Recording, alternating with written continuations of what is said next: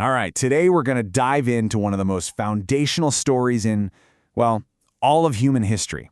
It's that famous tale of two brothers, an offering and a murder that, believe me, still echoes down to us today. I mean, we all think we know the story of Cain and Abel, right? One brother brings a gift, God accepts it. The other brother brings a gift, God rejects it, and boom, jealousy takes over, and the first blood is spilled on the earth. Seems pretty straightforward, doesn't it? But what if that's just scratching the surface? What if this family tragedy wasn't just a family tragedy at all, but actually the first real battle in a much, much larger cosmic war? Let's dig in and see if the real motive is something way deeper and way more significant than just plain old envy. So, to really get to the heart of what went down in that field, we actually have to hit rewind. We've got to go back to the moment Adam and Eve were kicked out of the garden. The key to this whole thing? It's hidden in a single, powerful verse from Genesis chapter 3. And here it is. This one verse changes everything. God basically declares war between two bloodlines, the offspring of the serpent and the offspring of the woman. And suddenly, you see, the story of Cain and Abel, it's not just some family squabble anymore. It's the first shot fired in a massive spiritual war. Okay, so let's really get into it. The whole story pivots on this one single moment. Two brothers bring two offerings to God. One gets the thumbs up, one gets rejected. The big question is, why? And the text is super clear about it. God looks with favor on Abel and his offering, but not on Cain. And Cain's reaction? It's not, oh no, what did I do wrong? It's immediate, white-hot anger. For centuries, the big mystery has always been, what was so wrong with Cain's gift? Well, what's so fascinating here is that the real issue wasn't the what, it was the who. This wasn't about grain versus a lamb. The Bible, later on in the New Testament, points out that the key difference was faith. You see, Cain was just performing a religious duty, kind of checking a box, relying on his own works. But Abel, he came with a growing faith, a faith that understood he needed a substitute. Think about it like this. Abel's heart was alive, right? It was dynamic, always moving toward God. But Cain's relationship with God, it had completely stalled out. It was like a stagnant pool of water trapped inside this shell of being the prestigious firstborn son, but with zero life actually flowing inside. He was just going through the motions. And this is where you see God's incredible grace. He actually warns Cain. He doesn't tell him to perform a better ritual. He calls him to fight, to re-engage his heart, to start growing again, and to rule over the sin that was like crouching at his door, ready to pounce. But Cain, he just won't listen. Okay, so this profile of a stagnant soul, it doesn't just end with Cain. No way.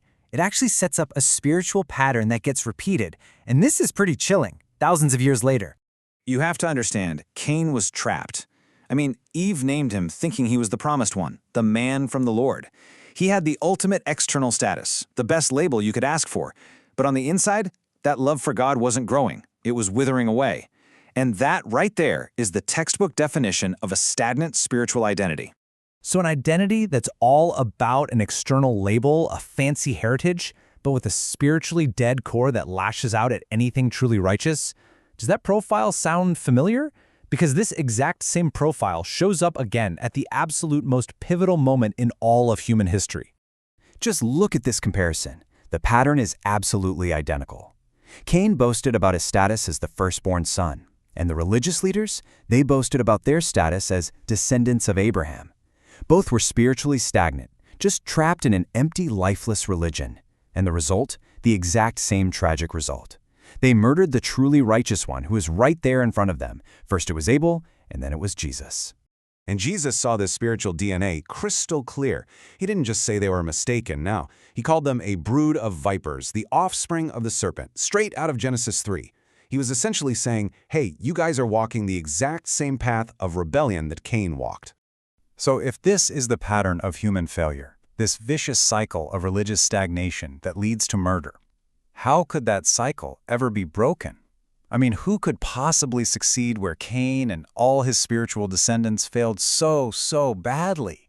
Well, the answer is found in the one the Bible calls the last Adam, Jesus Christ. He is the one who finally broke the cycle. He succeeded precisely where the line of the first Adam, starting with Cain, had completely failed. And he did it through something theologians call active obedience. You see, unlike Cain's static, stagnant soul, Jesus' entire life was one of dynamic, always growing love in submission to God the Father. It never stopped, it never slowed down, it never, ever stagnated. It was just this relentless, powerful movement towards God that finally led to the ultimate act of obedience, the cross. And this is how we get rescued. Because let's be honest, we were all on Cain's path, spiritually dead, trapped in our own self-righteousness. But Christ lived the life of perfect, growing obedience that we never could. So he takes our rebellious, Cain-like nature and just washes it clean. And then he raises us up to a totally new life, a life where our hearts can finally, truly grow towards God, just like Abel's did. So, what does all this ancient drama mean for us, right here, right now?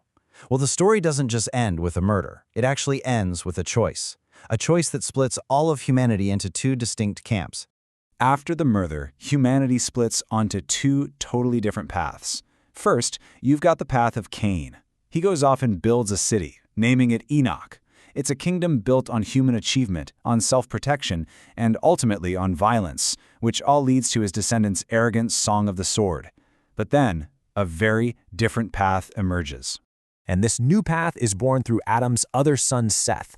And right there, in the shadow of Cain's violent city, this brand new community starts to form. And what's their defining feature? It's not their own strength or their cool culture. It's one simple, incredibly profound act. They began to call on the name of the Lord. This, right here, is the very beginning of the visible church, a people defined not by their power, but by their total dependence on God. And so that leaves every single one of us with the exact same choice today. We can try to build our own city of Cain, trusting in our own strength, our own status, or we can join that humble community. We can acknowledge our weakness and find our entire identity, our entire safety in that one simple, powerful act, calling on the name of the Lord.